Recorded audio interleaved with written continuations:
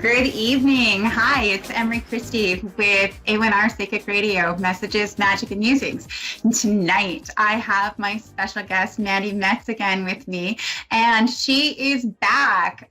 She's going to be sharing with us this evening a little bit about the astrology signs and astrology in connection to relationships. So if you caught Mandy with me last month, she was with us and we talked a lot about relationships, boundary setting, and it had just kind of made its way into astrology. So if you missed that, you'll want to go back and check it. So Mandy, how are you today? Awesome. So happy to be here. So excited to be back. Awesome. I'm so happy to have you. So I'm going to give you the floor for a minute. And we'll just remind the audience that your page is Mindset Master Podcast, correct? Yes. Podcasting Okay. coaching. Yeah. That's right. And so Mandy does a number of things. You'll want to go and check it out. So Mandy, I'll give you the floor. Awesome. So the last time that we were together, I got to tell you that I got off the computer with you and I got two text messages from both fire sign women. So we're talking about elements and and how they interact with one another. And they're like, well, my partner's a water sign. How does that work? And so I just want to start by reminding everybody that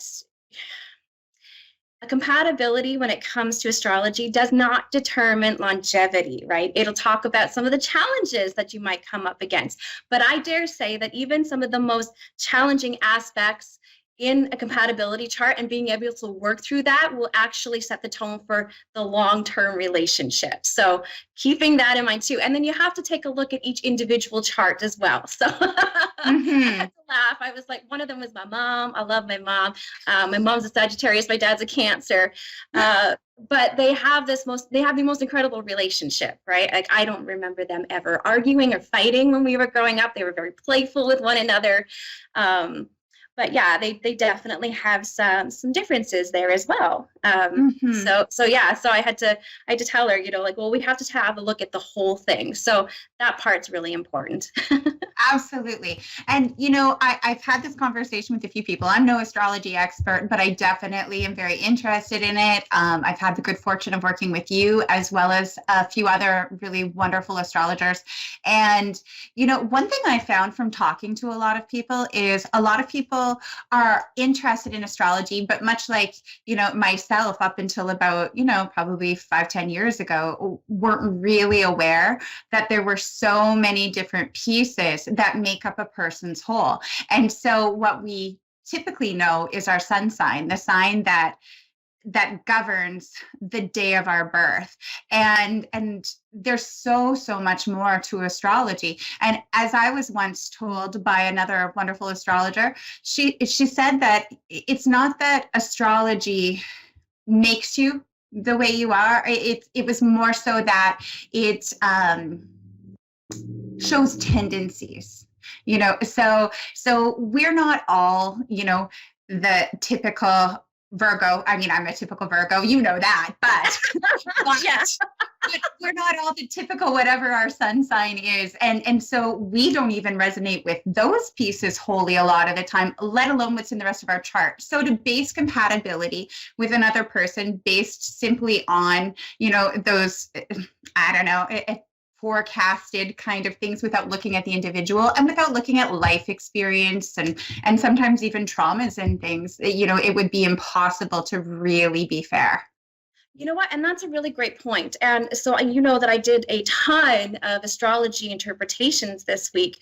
And one of the things that I do in my interpretations is I figure out what the movers or shakers are in the chart. And more often than not, it is not the sun sign. When you have a look in the newspaper and you're reading the horoscope for that day, that is based just off of sun sign. And that's 40% accurate at best, really. So, yeah. Yep. I had heard that said by other astrologers too, that, we tend to kind of look to our sun sign because that's what we know. And yet it's not really typically where our proper guidance is going to be for us. Absolutely. Absolutely. And so even that being said, I mean, so when it comes to relationships and how we approach that, there's a lot of do's and don'ts, right? And so some of it might work really well for certain signs, but then not for others either. And so even talking about relationships and the way that we approach it straight from a sun sign perspective, it's fairly general, but you begin to get an idea as to what somebody's going to be like in the beginning, right? But my approach to astrology is, I actually believe that I teach people in the end that there's nothing wrong with you. And I get paid to do that. And that's just wild to me, right? I love it. You know, even the challenging aspects, you begin to become aware of the patterns in your chart. And from there, you recognize what's coming up for you. And then you can begin to make decisions, right? You can begin to add things into your toolbox that really work for you to help you get through those stressful times. You know, one of the biggest things that I think I help people with is how to manage the stress in their lives. And 80% of the stress that we experience comes from our relationships. So makes sense. Unbelievable. You know, something you said about, you know, things that show up in your chart, it's really more almost like guidance to give you a heads up so that you can figure out how to navigate it and work through it. And I see the way that I read the future being very much the same. Most things aren't set in stone. So if you see that there's a challenge, or if, you know, the energy shows that there's a challenge, whether it's the energy or the chart, then you make decisions so that you can navigate things to hopefully get the outcome you want. And so we can use them as a tool. Absolutely. Yeah, well, and that's really what it's all about, right? You begin to come to this place where you become really grounded in who you are and learning how to trust yourself. And then you just start to develop this sense of inner peace and this confidence, right? And that's what the universe really responds to. Is how comfortable you become with who you really are, and you no longer start questioning or even doubting yourself for that matter. And I think that that's really key. Yeah. I love that. I love that. Thank you, Mandy. So I would love for you to, I don't know, based on your experience, you know, maybe throw at us a little bit of information, insight, you know, pairings, things like that you see as being, you know, maybe typically compatible, not necessarily always, but give us your insight. So I find the best way to do this is to sort of talk about each of the signs and the way that they might approach this kind of thing, the way they might approach relationships. And again, realizing that this is somewhat general, but we start to get an idea. So let's just start with Aries, because that's the first sign. Aries is, well, their ruling planet is Mars. This is action. This is huge. They are go, go, go. Like watching an Aries makes most of us feel really tired because they try to fit in so much into like an itty bitty little bit of time. So with Aries, they want what they want, right? They're also the rulers of the first house. This is the physical body. This is our personality. This is, it's just straightforward action. It's self-esteem even, right? Aries is the opposite sign of Libra, and Libra they are the romancers. They are the ones that want to be in relationships. They want to be in committed relationships. Aries being the opposite, they want what they want. So to tell an Aries like, oh, you just need to be chill and take a step back. No, that doesn't work. No. You know, I think about a few Aries that I know, and of course I have some friends that are Aries and just amazing people, but some of the Aries I know are honestly so busy and so on the go and so from one thing to the next that I find it overwhelming. I find it dizzying because I think as a fairly typical Virgo, I want to plan things. I'm methodical. I analyze. But, you know, when I kind of look at a fairly typical Aries, I think they're busy on the outside the way I am on the inside. And it overwhelms me. Truly, it does. So, yeah, right. So that's how they very much approach relationships too. Them being they're initiators.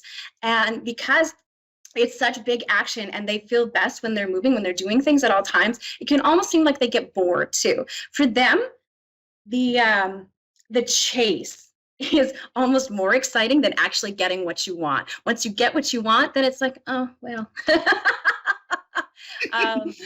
I How love amazing. Aries men. That's just me personally. I love the way that they are, like they go after what they want. I find that kind of confidence, like, ooh. I've had a few of them in my life. Let's just say that.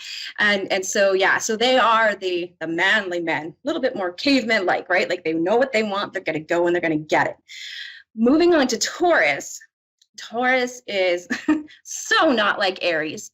Taurus is the fixed earth sign. Okay. This is the ruler of the second house. This is the environment. This is the material stuff. Being the fixed earth sign, it's very, very slow. So these people are not generally quick to get in relationships, but once they do, oh hell, you're not going anywhere. Uh-huh. They are also ruled by Venus, which is also the ruler of Libra as well. But it's just a little bit of a different context. They are all about comfort, man. If like food should be a love language when it comes to Taurus. They're also very, very sensual. They tend to kick back and sort of trust that what they need is going to come to them. So while Aries is more aggressive, Taurus is like, I'm pretty chill. I'm willing to take it slow. I'm willing to figure out whether or not this is something that I really want to invest myself in. They're all about self-worth. And a Taurus who's really on their mark understands that they've got it, for sure, for sure. Awesome. Gemini would be the next one. Gemini is the mutable air sign. And so we know this sign as duality. And it's only because they really are people that are of two minds. They can say one thing the one day and something totally different the next day and be totally sincere about it. But it's only because they're so inquisitive. They love to absorb information. They love learning stuff. They ask lots of questions. These are the people that, once you've had, a night out dancing, which they absolutely love, you can come home at the end of the night and stay up all hours of the night talking with them. Those are those kind of people. Talking, communication is huge for them. Their ruling planet is Mercury. So we would also have a look to what Mercury says in their chart and how that plays out for them. Cancer is next. Cancer is, I love Cancers. My daughter is one. My dad is one. Both my sisters are Cancers. I've got a lot of them in my life. A lot. They are the nurturers. These are the people who will take care of you, if not at home, with your emotions. They are so in tune with people's emotional nature. They're very hypersensitive to their environment. Like Pisces, but a little bit different because they're a bit faster moving. They prefer to work through it, and they will do what they can in order to make you comfortable, which is such a beautiful thing. Vulnerability is not something that necessarily is on the platter for serving right away, but once you've had a little bit of time with them, they might seem shy at first, but once you get to know them, like I've had some friends that are Cancers too, and they can actually almost be quite aggressive. Once they love you, they love you. And of course, they too are not going to let you go very easy. Nice. Yeah. The next one, we have Leo. Leo, well, is my sign. I did know that. Right? The big movements, I don't know. We are ruled by the sun. That is our ruling planet. We are also more comfortable in the fifth house. That's our natural home in astrology. The fifth house is about the home environment. It's about children. So we often want to have children that are the same as us. We take a lot of pride in our children, but it's also the house of romance. So, while it may not be committed, we are flirts. And we want to hear all the wonderful things, right? The best thing that you could do for a Leo is never take them for granted, because they'll never take you for granted either, right? The next sign, Virgo. What I love about Virgo is all the little things that you guys do in order to show your devotion to somebody that you want to be with or somebody that you really like. I automatically go to acts of service just because there's little things. Again, it's those little things, those little details. Both my brothers are Virgos. I lived with a Virgo for quite some time. And I remember even once bringing her a glass of wine, and she was like, "Oh, you did that for me?" And I was like, "That's what it takes." There's your love language. I can remember that. I love that. Virgo sometimes gets a rap for being critical, but it doesn't come from a place of, wanting to punish you or tear you down. It's really coming from a place of wanting to better people, right? Understanding that those little things that you do every day make the difference. So being rulers of the sixth house, this is daily habits. This is routine. So that's the kind of stuff that you guys tend to focus on quite often. Your ruling planet is also Mercury. So communication is also kind of a big thing for you, right? So you want to have that open dialogue with somebody that you're with. And you guys are actually very quite sensitive, right? Like the physical body is something that you are very much in tune with. You understand how everything in your environment can have an effect on you. Don't make a mess in a Virgo's environment. Even if they've made a mess, don't touch it. Yeah, my messes are not even tolerable to me, but I can tolerate them for a little bit. You come into my space and make a mess, it's going to be a problem. It's interesting you say that about the physical body because, for anybody who's ever had a reading with me, I pick up so much of the sensitivities. I pick up a lot of physical messages, and so I can pinpoint a lot of things that people are carrying that they might not even really be noticing. It's almost kind of in the background. So that's very interesting to me. I caught on to that when I had, I think the first reading with you, just the way that you were paying attention to the physical sensations in your body. And I was like, yeah, that makes sense. That's how that works for her. So neat. But yeah, Virgo, again, also somebody that, do the little things. You guys are the adaptable sign, which I find super admirable because I'm not adaptable. I'm fixed, right? But you sort of fill in the cracks, right? And so you also need to have somebody that's really going to appreciate the fact that you do that, right? Acknowledge that. The next sign is Libra. Oh, I love Libras. Me too. They're some of my favorite people. I dated one myself for about 2.5 years. My biological father is a Libra, and his wife is a Libra. Every time I go to visit them, It is so interesting. I actually come back feeling so chill and so relaxed. It's a lot of fun. These people, they love to make the plans, right? And they are really the go with the flow. When it comes to the law of attraction, this is their jam. They're really interested in that because they aren't the forceful type. They are about beauty. They're about balance. In fact, those are their key words. I balance, right? So for them, they're rulers of the seventh house, which is contract relationships. So these people, for the most part, they want to get involved in that long-term relationship. They're looking for something that's more committed, like marriage, and they want to make that work, right? It's all about the win-win situation. For a Libra, there's nothing they love more than somebody who is able to demonstrate that they can be considerate, right? So they do wait for you to say, this is what I want, but they really also want to be asked, well, what do you want, right? They need to have that invitation in order to really share with somebody. Scorpio. I love my Scorpios. I kind of do too. You know what? If you have a Scorpio in your life, they trust you. And if they trust you, they are the most loyal friend. Now, they also, because they're so intense, their ruling planet is Pluto. Pluto is, it can be it's known as being fairly dark, but Pluto is about transformation, right? I think of Scorpio and Pluto as sort of like that bridge to something different, but you don't get to just cross the bridge. Like you actually have to light that thing on fire. When it comes to Scorpio, I always tell people, I'm like, yeah, burn that bridge. Just make sure that you're off of it first. Scorpio, that's wonderful advice. So much, but they'll take that step back and go, okay, they tend to test. They really are all about psychology. Astrology is actually something that interests them quite a bit.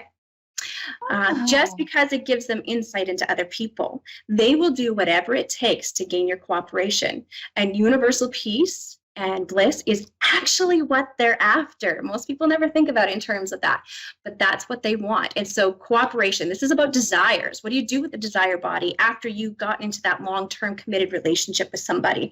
Scorpio also needs to sometimes remember that all they need to do is just take a step back and remember to allow that time to take place in order to develop that trust with somebody. Yeah, the Scorpios that I have in my life, wouldn't trade them for the world. Wouldn't trade them for the world. Don't hang out with them nearly often enough, I would say. But yeah, there's just something about them. They're mysterious, right? I like it. I love it. Love it. Next ones are Sagittarius. Ooh, another fire sign. This is another fire sign. My son is a Sagittarius. My daughter is a Sagittarius. I love her. Oh, she's a big energy. Right? And they really are. Yeah. Well, their ruling planet is Jupiter, and Jupiter is the teacher of gods. So they're kind of fitting. It's fitting in that way because they're meant to come along and share wisdom and teach you how to tap into yourself, right? They're the ones that are going to teach you how to be the god. And so they have to have a big personality in order to do that.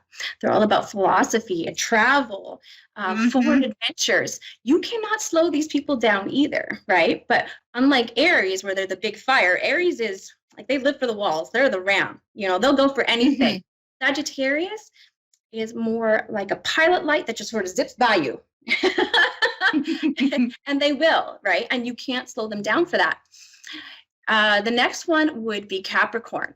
Capricorn gets a reputation for being very serious, and they can be at first. Once you get to know them, though, my business partner is a Capricorn, and I remember the first time I had him in class, he didn't say or laugh or do anything until the very last day, and I remember hearing his laugh, and it was so distinct, it actually startled me.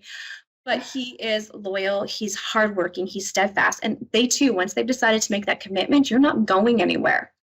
Aquarius is interesting in the sense that they are really detached, but it doesn't mean that they don't want to be alone. I've never met an Aquarius that doesn't want to be in a relationship. They also are all about intellectualizing everything. They can be a little bit chaotic, but it's also exciting. It's very stimulating. And Pisces is capable of the greatest expression of unconditional love. They are pretty much the only sign that really truly gets that, and if they really work at it, they know how to embody it perfectly. Yeah. I've had some amazing experience with Pisces, and I don't think I've ever known nicer words. The verbal expression, the love of language, just such a big thing.